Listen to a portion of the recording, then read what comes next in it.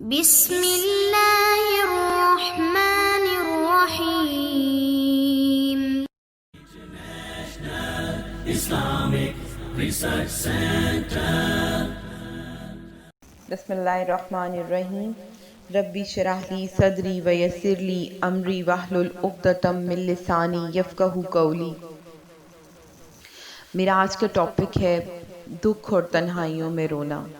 دین کے راستے پر چلنے میں بہت سی تکالیف اور پریشانیاں آپ کے راستے میں آئیں گی، ان سے گھبرانا نہیں ہے۔ لوگ آپ کو پسند نہیں کریں گے اور بہت سی باتیں سننے کو ملیں گی، لیکن آپ نے پریشان نہیں ہونا۔ آپ نے اپنے آگے اپنی ایک منزل رکھنی ہے، اپنی سوچ رکھنی ہے۔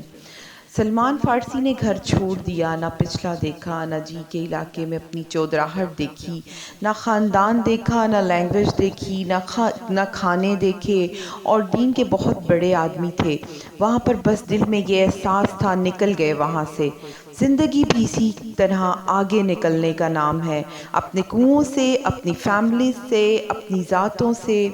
اس راستے میں دکھ آئیں گے، ایسا دکھ آئے گا کہ آپ سوچ نہیں سکتے۔ وہ جو لوگ اکیلے میں تنہائیوں میں شیشے کے سامنے بیٹھتے ہیں نا، میں ان کا دکھ سمجھ سکتی ہوں۔ وہ جو لوگ چہرے پر جھری آئے بغیر آنسو رخسار تک گرتا ہے، میں سمجھ سکتی ہوں۔ میں سمجھ سکتی ہوں ان کی تکلیف کو، کہ انسان کس طرح واک کرتے کرتے کہاں جا پہنچتا ہے، کہاں سے سٹارٹ لیتا ہے اور کہاں نکل جاتا ہے۔ اس کو اپنے ٹائم کا احساس تک نہیں رہتا، اور بالکل سائلنٹ، نہ کوئی سوال نہ کوئی جواب۔ انسان کو وہ ایک جملہ میں آپ کو یاد کرواتی ہوں کہ رات کو بستر پر لیٹ کر کلیجے پھٹتے ہیں۔ لوگوں کی باتیں اس طرح سے آپ کا دل چیرتی ہیں کہ آپ سوچ نہیں سکتے۔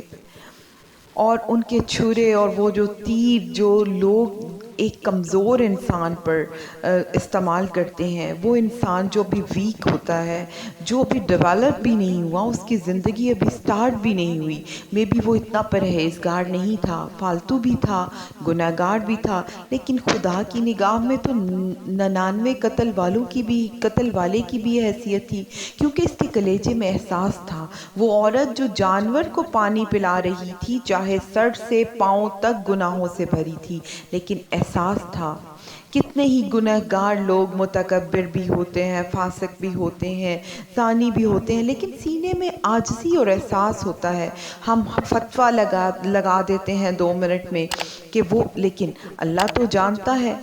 زندگی میں دکھ اور تنہائیوں میں یہ غم اور دکھ ہی ہیں جو بہت سے انسانوں کو ایک دوسرے سے ڈفرینشیٹ کرتے ہیں۔ کچھ لوگ سنور جاتے ہیں اور کچھ لوگ جانور ہی رہتے ہیں۔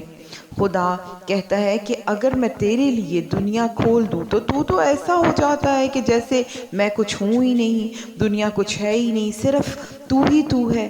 کیا یہ طریقے ہوتے ہیں انسانوں کے کہ انسان آسانی کے ٹائم خدا کو بالکل بھول جائے اور خود ہی خدا بن جائے؟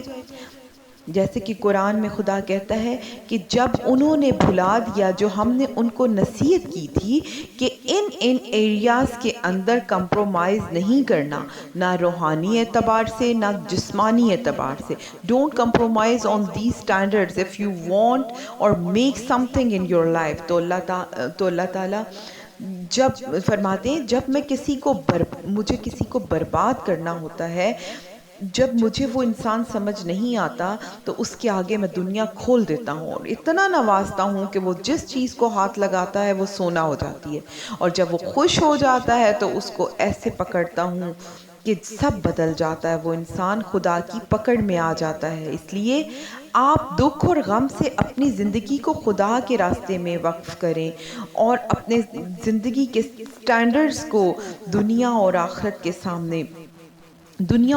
سامنے رکھتے ہوئے اپنے سٹینڈرڈز کو بنائیں، نہ کہ خدا کو ناراض کریں، کیونکہ خدا تو آزماتا ہے۔ یہ زندگی، یہ دنیا ہمارے لیے ٹرائل بیس ہے۔ ہم یہاں پر آزمانے کے لیے ہیں۔ دکھ یا تکلیف اگر آتی ہے تو اپنے آپ کو خدا کے آگے پیش کریں، اس سے مدد مانگیں، نہ کہ دنیا میں بچھائے گئے شیطان کے جال میں پھنس کر خود کو تباہ کر لیں۔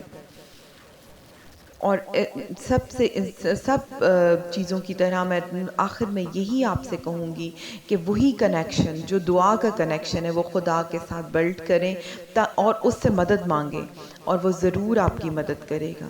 Thank you.